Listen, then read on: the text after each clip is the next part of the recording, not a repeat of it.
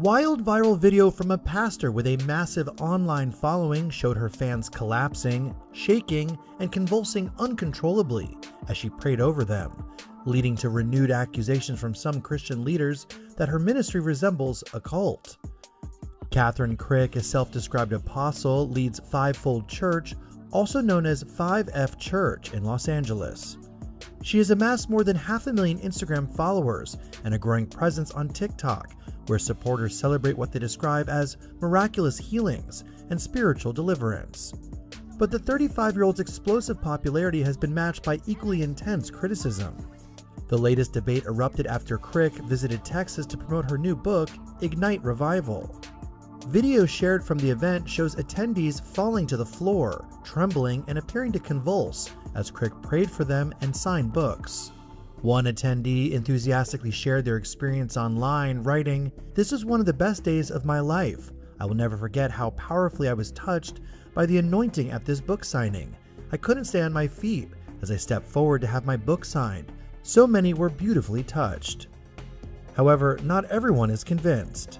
Bible teacher Mike Winger has repeatedly criticized Crick's ministry on Facebook, calling her a cult leader who promotes false teachings and questionable spiritual practices.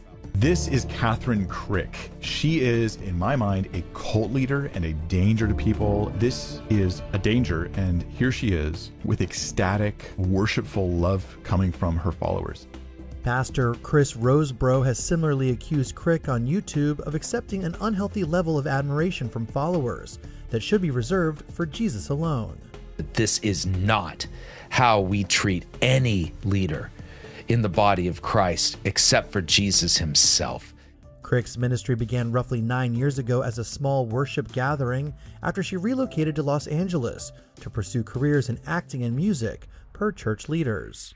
Since then, her ministry has grown rapidly, fueled largely by social media, where short videos of dramatic healing services routinely attract millions of views. As videos of worshipers collapsing and shaking continue to spread online, the debate surrounding the Los Angeles minister shows no signs of slowing down, with supporters calling the scenes miraculous and critics warning that vulnerable believers could be placing their faith in the wrong person. Rough terrain or rushing rivers, even busting a move here. This little robot on wheels seems to do it all. It's the newest model release from a leading high-tech Chinese company, Unitree Robotics, and it's making some people online a little uneasy. Yeah, this isn't frightening at all. I'm a former infantry guy. If I saw that on the battlefield, I don't think I'm sticking around. It's reminding folks of dystopian films and TV, like this Black Mirror episode, and saying this kind of expletive is the doom of us. The Chinese company behind the creation says it'll be used for things like cargo transport, scientific expeditions, and even search and rescues. It says the 50-pound robot can carry over double its weight, gathers real-time data to adapt to new environments, using an autonomous navigation system instead of being remotely controlled. It's really kind of the dream robot for someone who likes to be outdoors. The function is about getting over any kind of terrain, no matter what. And what AI provides in robotics is massive amounts of data for fast training. So you can train them on the unexpected and the unknown much more quickly than you could previously. Unitrees is responsible for other humanoids you've seen on your feed too. From Kung Fu bots doing an impressive choreographed routine for Chinese New Year to throwing some punches in its UFC debut. But not all humanoid robots are hitting the target. Last month, a video going viral of a humanoid kicking a child in the stomach in China. And the robot fails have piled up, like the one dancing to Michael Jackson, or at this San Francisco restaurant back in March, or a robot tripping up right at the starting line of a test run before Beijing's half marathon. A few days later, though, the robots beat the humans. It seems like the tech is really speeding up, but experts say we're not quite there yet. Whether you're looking at China or you're looking at the US, we're not at the place where anyone could really safely bring these into the home and expect them to do anything useful. So as the industry keeps making leaps, there's a long way to go in the robot arms race, whether they're for the battlefields or not. Priscilla Thompson, NBC News. At least 30 people, including children, have been killed after armed men attacked a village in Nigeria's northwestern Kaduna state. Survivors say the attack was among the deadliest the area has witnessed in recent months. The attack took place shortly before midnight when armed men stormed Naredon village, opening fire indiscriminately and setting homes ablaze. Hospitals in Kaduna are treating the injured, with many victims receiving emergency care for gunshot wounds. It is the Fulani people that came to our village and killed our people. They killed 30 people. 5 of us were also hospitalized, as you can see. Locals say security personnel arrived at the village hours after the attackers had already fled the scene. The attack comes amid rising violence by armed groups across parts of northwestern and north-central Nigeria. Nigeria's northeast is also battling a long-running insurgency by Islamist militants Boko Haram and the Islamic State West Africa province. Authorities have launched an investigation with no group claiming responsibility.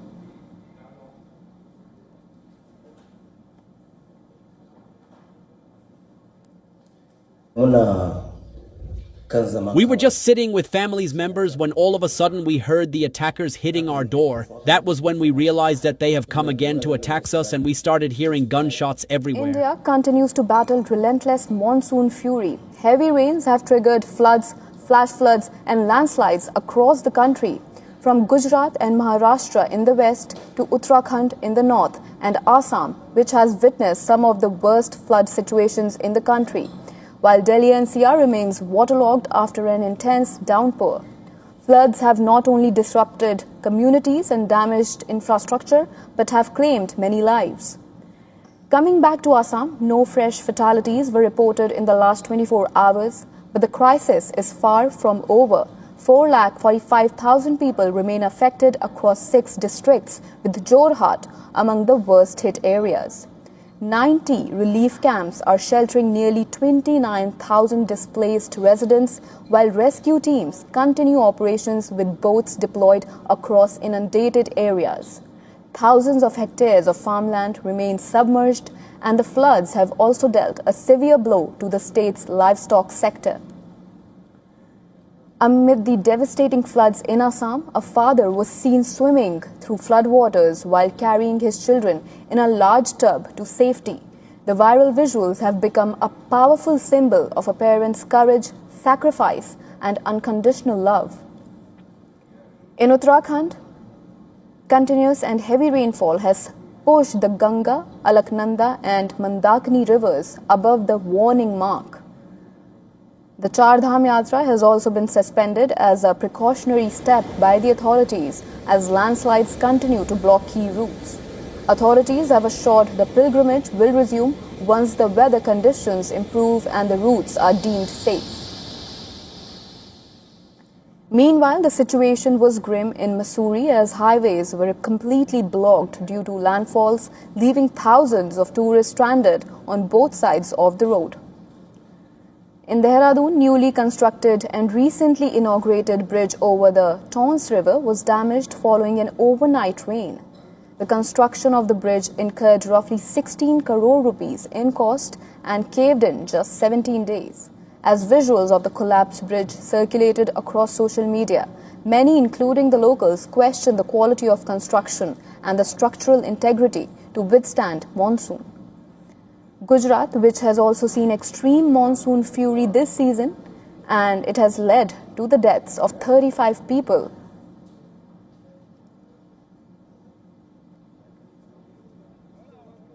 Dramatic visuals of rescue was seen from Nagpur in Maharashtra, where heavy rainfall led waterlogging in the city and triggered students to be trapped in Somalwar school. Authorities of the municipal corporation and the school staff used ropes to rescue the students.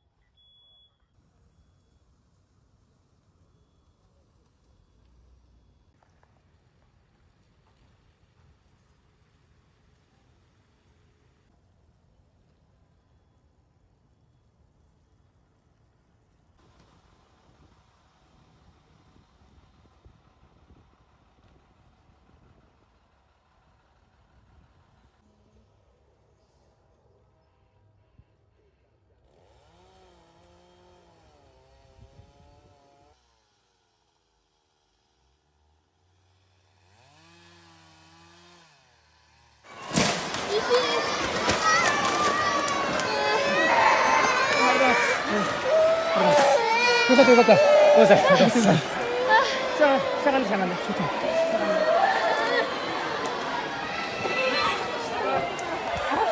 よし。上危ないからすぐ出て。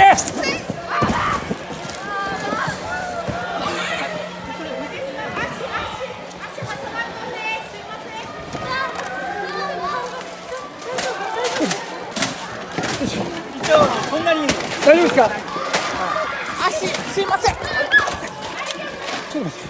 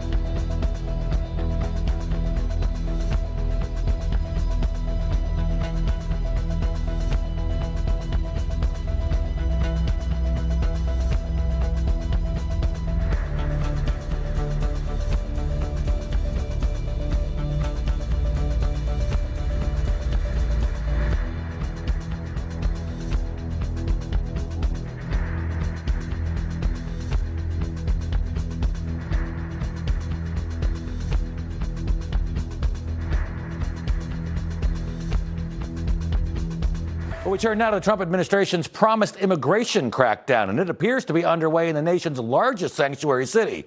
ICE agents reportedly already making moves in the borough of Queens here in New York City, and the operation may soon expand. Newsmax correspondent Sarah Williamson joins us live from Queens with the latest.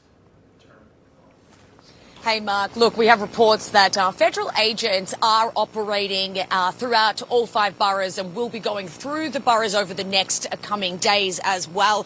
But they're reportedly only targeting immigrants who were already in ICE custody. But then local authorities here failed to cooperate and then subsequently released those detainees. Now, the Department of Homeland Security isn't confirming the details of the operation and is citing operational security, but they do say that they're continuing this federal immigration law crackdown across all 50 states, not just here in New York.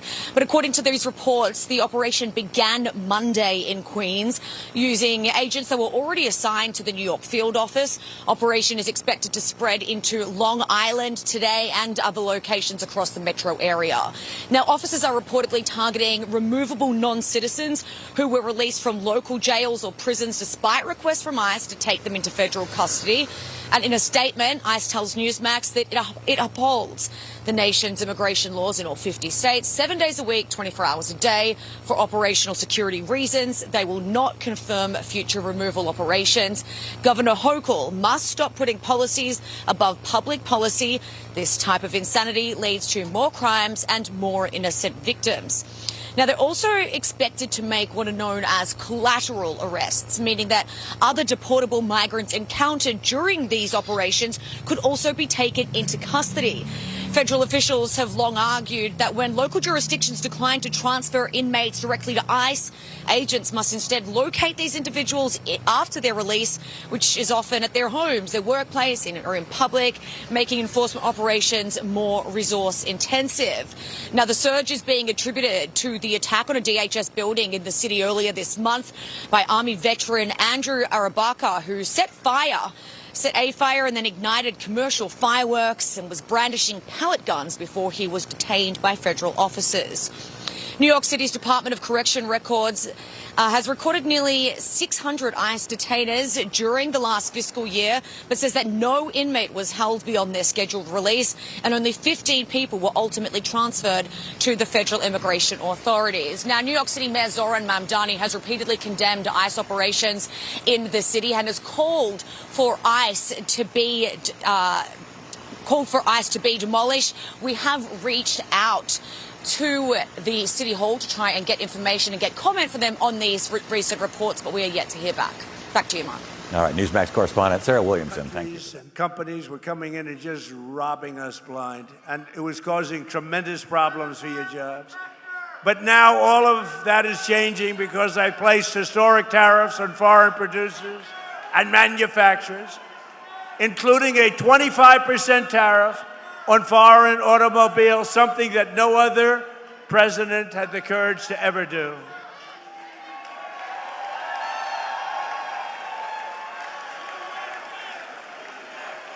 He's a communist. He's a communist.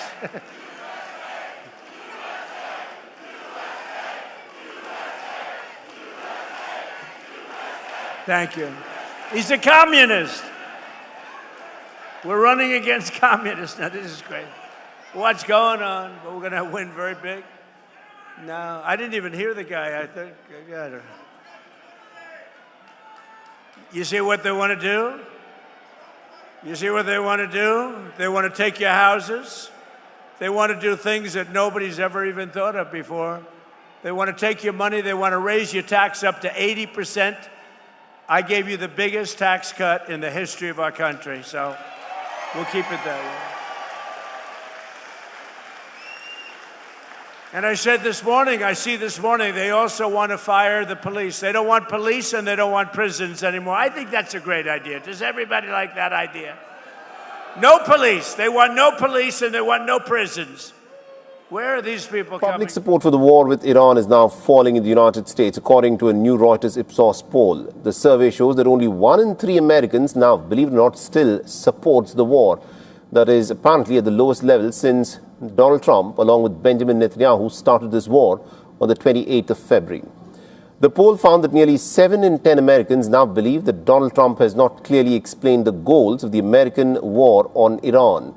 This includes around 4 out of 10 Republican voters.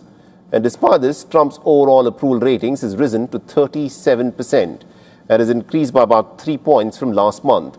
The conflict began after the United States and Israel launched attacks on Iran on the 28th of February, and since then support for the war has remained below 40%.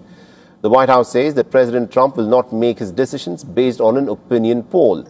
A spokesperson further said that the administration remains focused on preventing Iran from acquiring a nuclear weapon and keeping the Americans safe. Let's listen to what Donald Trump said recently about this. But we don't want to see Washington, D.C., or any of our cities, or Israel, or frankly, the Middle East, destroyed with a nuclear weapon, because I know the power of nuclear weapons. I see it. I get to see it. We're not going to let that happen. So this is all about, we will not let them have a nuclear weapon. And they would use it. They would use it if they had it. Now, the war is also becoming a political challenge for Donald Trump ahead of the November midterm elections, with the Republicans set to defend the narrow majorities in Congress. The human and the economic costs continue to mount. So far, about 18 American soldiers have been killed, while thousands have died in Iran and in Lebanon. US President Donald Trump's been speaking with Ukraine leader Volodymyr Zelensky and Israel's Prime Minister Benjamin Netanyahu this morning. Let's go straight to our Washington correspondent, Jonathan Kersley, who's at the White House for us today. Hello, Jono. It seems both high-stakes meetings were positive. Yeah, from all three parties concerned over the separate talks that lasted in total around about 2.5 hours or so, there seems to be an air of positivity around them. That came first from White House Press Secretary Caroline Leavitt, but also from Ukraine's President Volodymyr Zelensky. He had discussed with President Trump the issues of Patriot missiles, Ukraine obviously wanting to try and make the American technology and strike a licensing agreement on that very issue. Today for President Trump, it's been the issue of two wars, really, Ukraine and Russia, and obviously the United States, Israel and Iran. After Volodymyr Zelensky left the West Wing of the White House, it was another closed-door meeting with Israel's Prime Minister Benjamin Netanyahu, that lasting around about 90 minutes or so. No cameras inside this time for what is the eighth meeting between the two, but it is clear, and we do know, that Iran was very much the top of the list when it came to issues that these two leaders wanted to discuss. Inside the room with the President and the Prime Minister, the Secretary of War, the Chair of the Joint Chiefs, the Secretary of State Marco Rubio, the Vice President J.D. Vance, who wasn't in the meeting with Volodymyr Zelensky. But interestingly, earlier in the day, President Trump had sort of sounded out a message of his own to Benjamin Netanyahu before this meeting took place. The Israeli leader is staying just across the road from here at Blair House, but the president wanted a message known about the strategy that Benjamin Netanyahu has been pushing, in particular around concerns over Pickaxe Mountain and the idea that that is an underground nuclear bunker for Iran where shipments are being moved into, and that perhaps they should consider striking that. The president appeared on our affiliates Fox and Friends earlier today. This is what he had to say on that. Well, I don't need Bibi to tell me that. Bibi's telling me that because he wants me to stay involved. I mean, I don't necessarily. We have the finest, because of Space Force, we have the greatest cameras in the world focused on. We know exactly what's going on. But no, I heard Bibi announce that. I said, why don't you just tell it to me? Why do you have to announce it to the world? I know exactly what's going on at Pickaxe. It's not a big problem. But Alex, as we can see from the pictures inside the Oval Office in the West Wing today, the meeting between the two leaders, it was all smiles. In fact, a senior source, Israeli source who was inside that meeting with Prime Minister Netanyahu and President Trump, told News 24 this a short time ago. It was an extremely positive meeting. The Prime Minister and President held an excellent and comprehensive discussion on the key issues of the day. First and foremost, Iran. The leaders reaffirmed their ironclad commitment to ensuring that Iran never has nuclear weapons. And obviously, the two leaders, Volodymyr Zelensky and Benjamin Netanyahu, are here for the funeral of an ally, of a friend, Lindsey Graham. Yeah, Jono, that funeral ongoing as we speak, and we will dip into it very shortly. Let's just take a look now at these pictures coming from that funeral. You can see the US President Donald Trump on the left of your screen, next to his Vice President J.D. Vance, other members of the Trump family, and also Lindsey Graham's. And this was a really interesting, an interesting funeral coming at a time when there was someone there who was a huge ally to both the two leaders you just spoken about.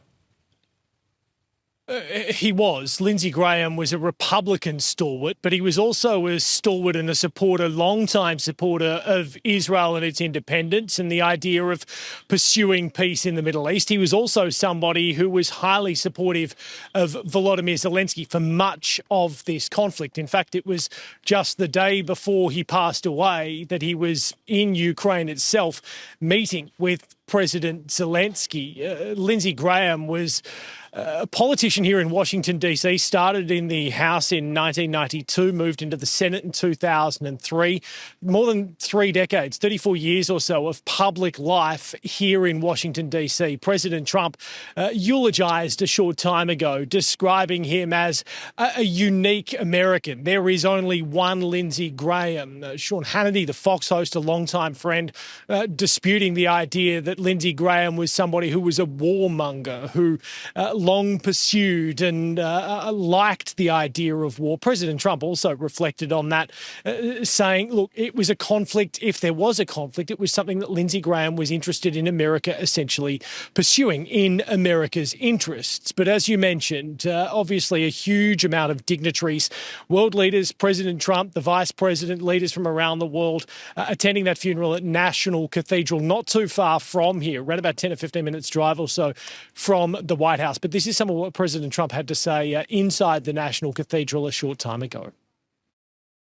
A giant of the United States Senate and a true American original who left us much too soon.